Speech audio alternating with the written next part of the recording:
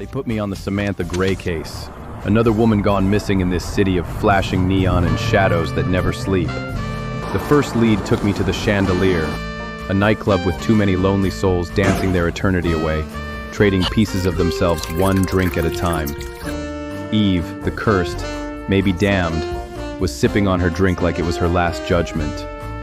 She didn't give me answers, just riddles wrapped in smoke. That's when I met my old friend and adversary, Martin. Not your average bartender, unless most bartenders have horns. They hide under a fedora. Pouring drinks wasn't all he did.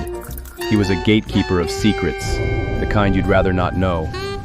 Every word was a coin flip between truth and damnation. Information's never cheap, and in that club, the price was always your soul. By dawn, the streets had changed. Angels drifted over the city, watching, patrolling with their white fire against the crawling dark. Demons slithered in the alleys, dressing like pedestrians, waiting for a mistake. And me? I was already running out of time. So, I had to call on my guardian angel again, the only partner I could still trust in this war between heaven and hell. Funny thing is, none of that mattered when I hit the freeway. LA traffic doesn't care about angels, demons, or damned women. A city in eternal gridlock. I've been on darker roads, but never one that tested my patience like the 405 at rush hour.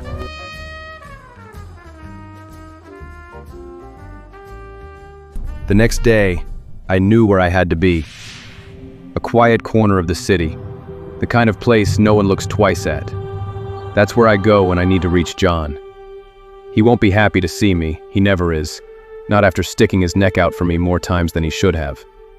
But I don't have a choice. Most people don't know it, but angels walk among us. They're always there, patrolling, watching, taking notes on the mess humanity makes. But they don't interfere. They're just observers. Silent guardians that never lift a hand. At least, that's how it's supposed to be. John was one of them, assigned to keep me in check, to watch from the shadows. Only, something happened. Something that pulled him out of hiding, that threw us onto the same path. Since that day, we've been partners in a war no one else sees, facing demons, lost spirits, and one madman obsessed with dragging the world into ruin. Truth is, I lean on him too much. I ask for favors that wear him thin. Sometimes our meetings end in silence, sometimes in shouting. But deep down, I think he needs this fight as much as I do. Maybe more. Because for all his wings and holy purpose, John's just as human as the rest of us in the ways that count.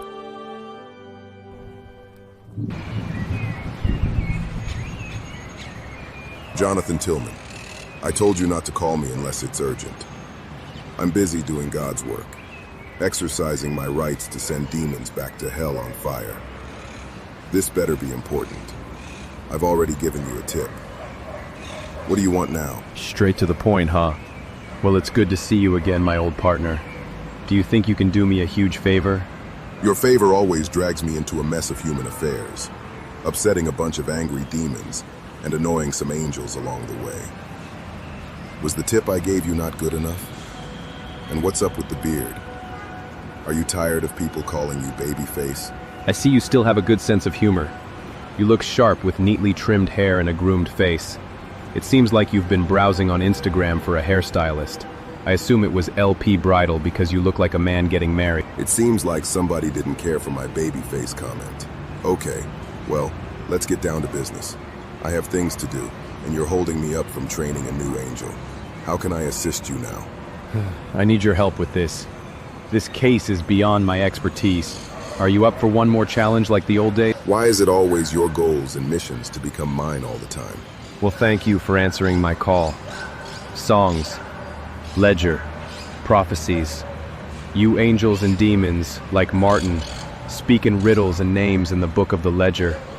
What exactly is special about this Samantha Gray we're chasing this time? What makes Samantha Gray so special that her name is in the book, which makes her one of those marked for heaven's purpose?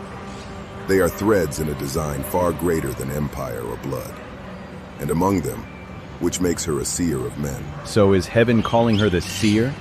I've heard whispers about seer from street prophets and doomsayers on the corner. all pointing to her, saying she can see the end days coming. Not whispers. Truth. She sees through time's curtain.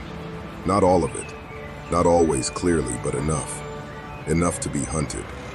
The demons have already begun moving against her. So we fight again. As we always have. But this time, Jonathan, it isn't just demons in the dark.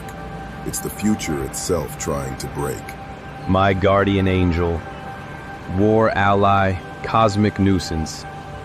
Thought you'd finally gotten tired of saving my hide. Tired? Hardly. Watching over you is my charge. Fighting beside you, my choice. We've bled together in more worlds than this one.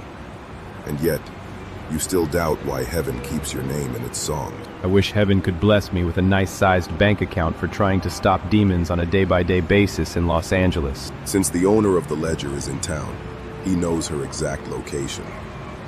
I will take you to him, but that's the farthest I'll go from that point.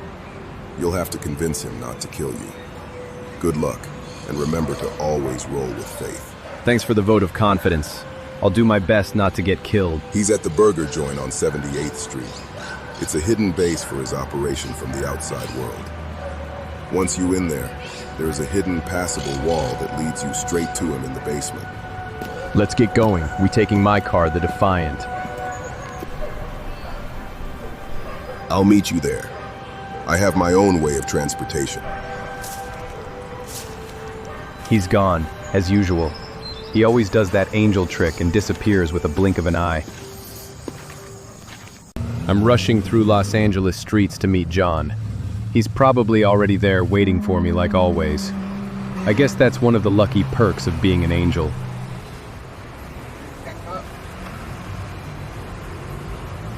Just like clockwork, he's there, standing outside the restaurant. He's likely to make a sarcastic comment about me being late.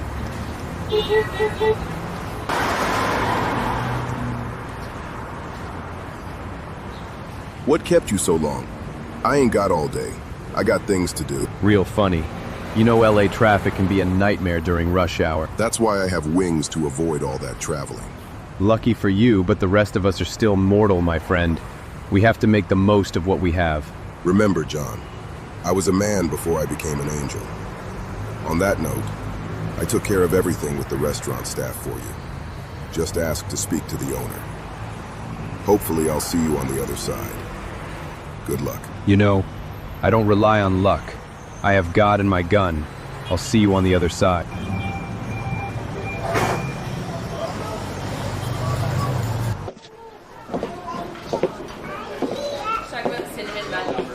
Welcome to Happy. How can I help you today? I need to speak with the owner's owner.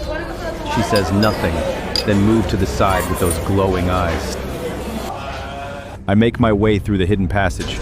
Then I hear something coming toward me from a distance, and it's moving fast. It was a demon who took possession of a man. He's too far gone to be saved. I quickly pull out my gun and open fire, with the golden bullets from heaven. Then I exercise my right to send him back to hell.